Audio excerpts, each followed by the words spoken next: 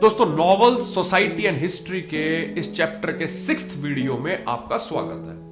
आपके कमेंट्स और आपके सब्सक्राइब्स मेरा हौसला बढ़ा रहे हैं। ईयरफोन कर आप इस चैप्टर को एंजॉय करें और अगर आपको अच्छा लगता है तो आप अपने फ्रेंड्स को भी इस बारे में बताएं। दोस्तों, इस कोर्स में हम कवर करेंगे कि बंगाल के नॉवेल्स का थीम क्या था, बंकिम चंद्र के नॉवल कैसे थे और दुर्गेश नंदिनी में अलग क्या था, असमिया भाषा और उड़िया भाषा में नॉवल कैसे डेवलप हुए।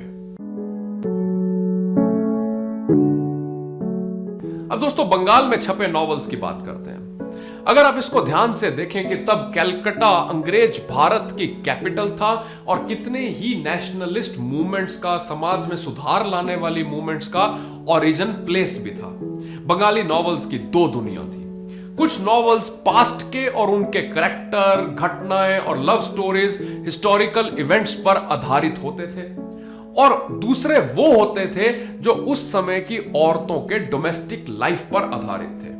और जो विमेन नॉवल थे वो ज्यादातर सोशल प्रॉब्लम्स या मैन विमेन रिलेशनशिप पर आधारित होते थे। कैलकाटा का पुराना एलीट व्यापारी क्लास पोएट्री कंपटीशन, जिसे कबीर लड़ाई कहा जाता था, संगीत और डांस परफॉर्मेंसेस को बढ़ावा देता था। इसके उलट नया भद्र लोग अकेले में नॉवेल्स को पढ़ना प्रेफर करता था और कभी कभी ग्रुप में भी पढ़कर डिस्कस किया करता था। भद्रलोक में उभरता एजुकेटेड मिडिल क्लास आती थी जो लिबरल विचारों के थे।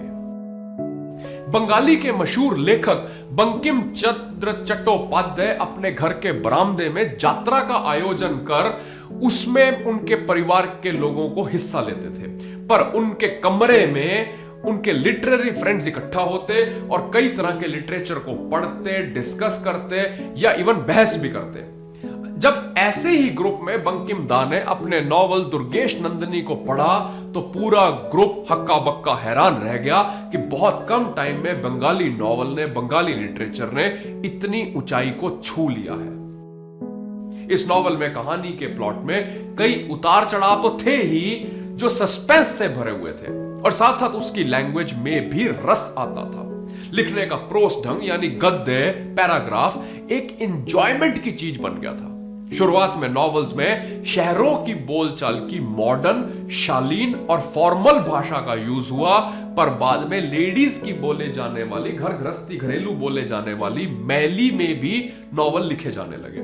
बंकिम दा का स्टाइल संस्कृत पर बेस्ड था, पर बाद में इसमें वर्नैकुलर यानी लोकल बोलियां भी आने लग गई। नॉवल धीरे धीरे पूरे बंगाल में बहुत ही पॉपुलर हो गया।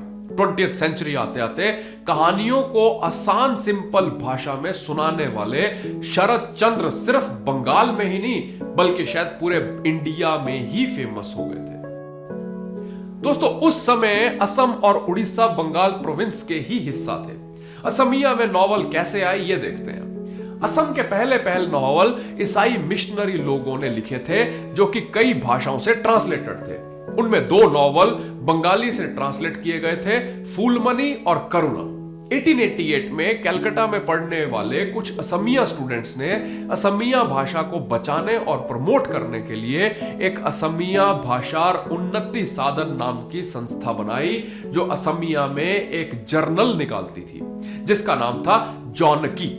इस पत्रिका के माध्यम से कई नए राइटर्स को उभरने का मौका मिला। रजनीकांता बारदोलाई का असमिया भाषा का पहला हिस्टोरिकल नॉवल 1900 में छपा जिसका नाम था मोनोमती। इस नॉवल में बर्मा के किए कब्जे की कहानी थी जो शायद रजनीकांता ने पुराने सैनिकों से सुनी होगी। यह कहानी दो लवर्स की है जो एक दूसरे से जंग की वजह से दुश्मनी रखते वाले परिवारों से संबंध रखते थे और एक दूसरे से अलग थे पर लास्ट में एक हो जाते हैं। अब उड़िया नॉवेल्स की बात करते हैं। 1877 से 1878 तक सौदामनी नाम के एक उड़िया नॉवल को फकीर मोहन सेनापति ने सीरियल्स में बनाना शुरू किया पर वो उसे पूरा नहीं कर पाए। इसके बाद उनका 1902 में नॉवल लिखा 6 मानो 8 गुंठा छपा जो कि एक नया ही तरह का नॉवल था। इसकी हेडिंग का मतलब है 6 एकड़ और 8 डेसिमल जमीन। इस नॉवल ने जमीन और मलकियत के मुद्दों को उभारा। इस नॉवल में एक रामचंद्र मंगराज की कहानी है जो कि एक जमींदार के पास मैनेजर की नौकरी करता था। वो मैनेजर अपने पियक्कड़ और आलसी मालिक को चीट करता है, धोखा देता है और एक दिन बिना औलाद के कपल भंगिया और सरिया की उपजाऊ जमीन को हथियाने का प्लान बनाता है। मंगराज इस कपल को बेवकूफ बनाकर उन्हें कर्ज में दबा देता है ताकि उनकी जमीन पर कब्जा कर सके। यह बड़ा इंपॉर्टेंट नॉवल साबित हुआ जिसने गांव के सामाजिक मुद्दों को मेन स्ट्रीम लिटरेचर का और गहरी सोच का हिस्सा बनाया। इस थीम पर बाद में कई बंगाली और अन्य लेखक भी लिखने लगे।